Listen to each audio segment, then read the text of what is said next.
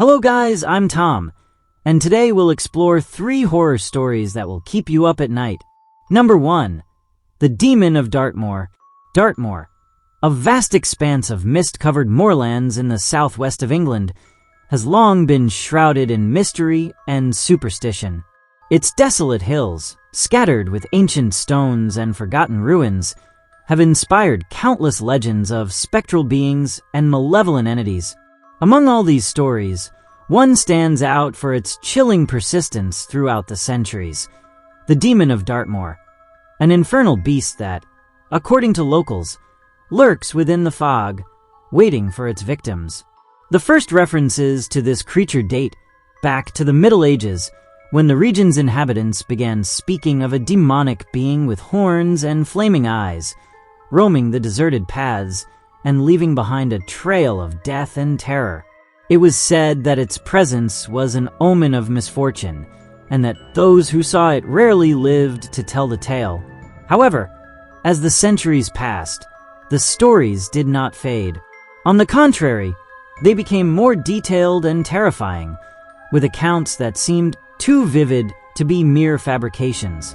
The Demon of Dartmoor's appearances usually occur on the darkest nights, especially during storms or when the fog descends upon the land like an oppressive shroud. Those who have witnessed its presence describe an imposing figure, nearly 2 meters tall, with a body covered in thick black fur, glowing red eyes, and curved horns like those of a ram. Its breath, according to some survivors, reeks of sulfur and rotting flesh, and its voice, when heard, is a guttural growl that chills the blood. One of the most terrifying accounts comes from a traveler crossing the moors on a stormy night.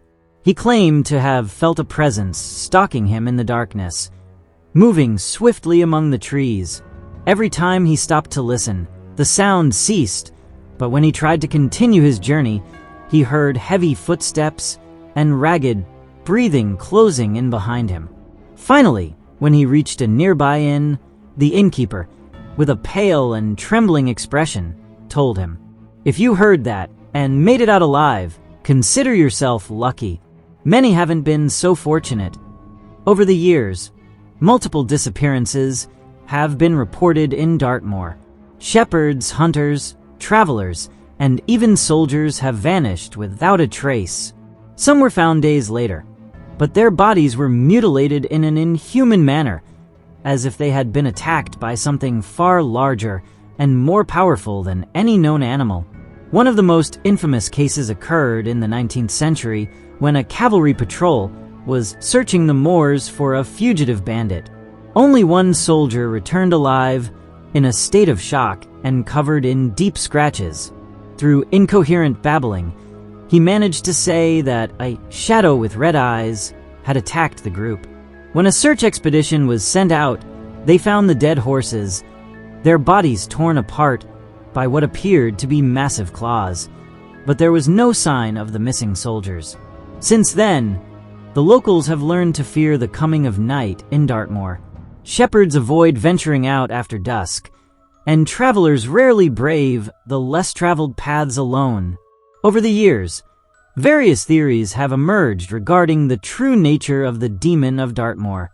Some folklore researchers believe the creature may have originated from ancient superstitions about the devil, as during the Middle Ages, it was said that Satan himself roamed the moors in search of souls to damn.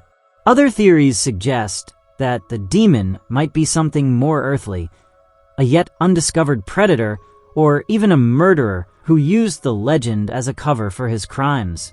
However, the claw marks, the glowing eyes, and the survivors' testimonies make this theory seem unconvincing. There are also more extreme theories, suggesting the possibility of an otherworldly creature. Some occult enthusiasts believe that Dartmoor is a place of great supernatural energy, where beings from other dimensions can cross into our reality at certain moments. Despite advances in technology and science, sightings of the Demon of Dartmoor continue to this day. Recent testimonies from hikers and nature photographers report inexplicable shadows in their pictures, eerie sounds captured in audio recordings, and strange footprints on the ground that abruptly vanish. In 2010, a driver traveling alone on the Princetown Road claimed to have seen a large, dark figure crossing the road in front of his car amid the fog.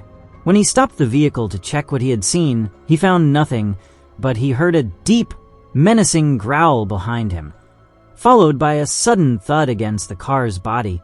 He did not wait to find out what it was, and fled immediately. To this day, the question remains, is the demon of Dartmoor merely a legend fueled by imagination and fear, or does something truly lurk within the mist of these ancient moors? For many, the answer is clear. Dartmoor is a place where reality and myth intertwine, and those who dare to challenge the darkness may find themselves face to face with something older and more terrifying than they ever imagined. Number 2. The Phantom Train of Silverpylon. Among the many ghost stories circulating around the world, few are as persistent and terrifying as that of Silverpylon, or the Silver Arrow, a mysterious phantom train that, according to rumors, appears and disappears without a trace within the Stockholm metro system in Sweden. The earliest versions of this legend began spreading in the 1960s when the Stockholm metro was expanding, with constant changes to its lines and stations. Soon, rumors emerged about a train unlike any other, one that did not appear on schedules, never stopped for long, and whose interior seemed to be wrapped in an eerie sense of unreality. People who claimed to have seen the train described its cars as silver and worn out, with a colder and more menacing appearance than the normal metro trains.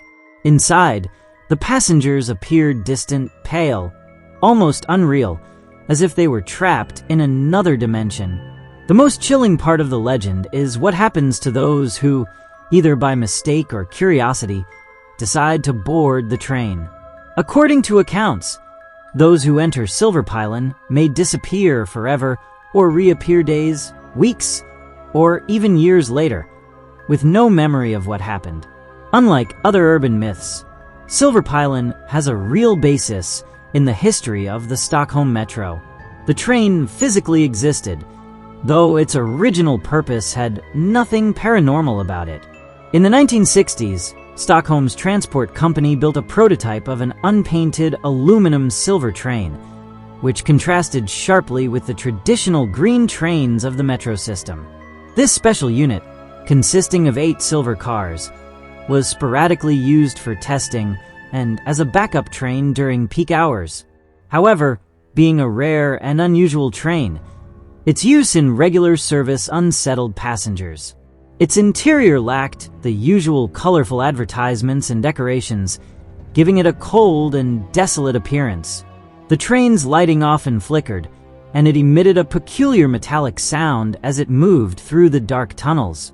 This fueled rumors that Silverpylon was no ordinary train, but rather an anomaly within the metro network, a spectral presence that appeared at the most unexpected moments and in places where it should not be. Over the years, multiple witnesses have claimed to have seen Silverpylon under unsettling circumstances. Some of the most striking accounts include the passenger who disappeared.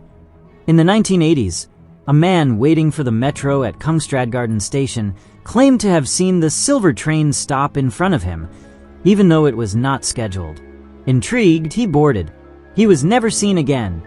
The elderly woman lost in time. An elderly woman was found wandering in a metro station after having been missing for several days. When questioned, she said she had taken the metro but could not remember what happened next. Her description of the train matched Silverpylon perfectly, the train that appears without a driver. Some metro workers have reported seeing the silver train passing through closed tunnels or abandoned stations. On several occasions, they claim there was no driver in the cabin and that the train simply vanished into the darkness. If there is one place where the legend of Silverpylon gains even more strength, it is in Kimling, a station built on the blue line of the Stockholm metro but never opened to the public. According to the legend, the phantom train often appears at this deserted station, stopping as if waiting for passengers who will never arrive. This led to a saying among the people of Stockholm: "Only the dead get off at Kimling." The fact that the station is a real but inactive place, with a gloomy and desolate atmosphere, has reinforced the idea that it serves as a connection point between the world of the living and that of the disappeared. Despite the mystery surrounding Silverpylon, some attempt to explain the legend rationally. Confusion with maintenance trains. Some suggest that sightings of the phantom train could actually be test or maintenance trains, which sometimes run on unusual routes at times when the metro is nearly empty. The psychology of fear. The fact that Silverpylon was different from the other trains, with a colder design and no advertisements, might have created a sense of unease among passengers. Over time, this discomfort could have evolved into exaggerated stories of paranormal encounters. However, there are elements that remain unexplained. The inexplicable disappearances, passengers who claim to have lost their memory after boarding the train, and reports from metro employees who have seen Silverpylon at stations that have been closed for decades. The original train was taken out of service years ago and dismantled, but the legend persists. There are still occasional reports from passengers who claim to have seen a silver train speeding through the dark tunnels, with no visible drivers or passengers. Some say that although the physical train no longer exists, its essence remains within the metro system, an echo of something that should never have been forgotten. So, the next time you travel through the Stockholm metro, pay attention. If you see a silver train arriving at the station unannounced, and its doors open with no one inside, perhaps it's best not to get on. Number 3. The Man in the Mirrors. In a small and ancient Italian village, whose name has been lost to time, one of the most unsettling legends ever told persists: the story of Angelo, the Man in the Mirrors. The village, surrounded by rolling hills and with cobblestone streets twisting between centuries-old houses, has always been a place filled with superstitions. There, mirrors are not just decorative objects, but portals to the unknown. For generations, the villagers have told that if you say the name Angelo 3 times in front of a mirror, you might see a pale, gaunt face staring back at you from the other side. Many have tried to forget the story, but the mirrors in that village never reflect only reality. The legend traces its origins to a man named Angelo Moretti, who lived in the village in the late 19th century. He was an unusual man, solitary and silent, whose greatest fascination was mirrors. From a young age, Angelo had no interest in the company of others. Instead, he spent hours gazing into the mirrors of his home, studying every reflection, every angle, every shadow. It was not vanity that drove him, but an inexplicable obsession. Over time, his obsession grew into something far more disturbing. He claimed that mirrors did not just reflect the world, but hid something more, something only he could see. Some neighbors said he spoke to his reflection as if it were a real person.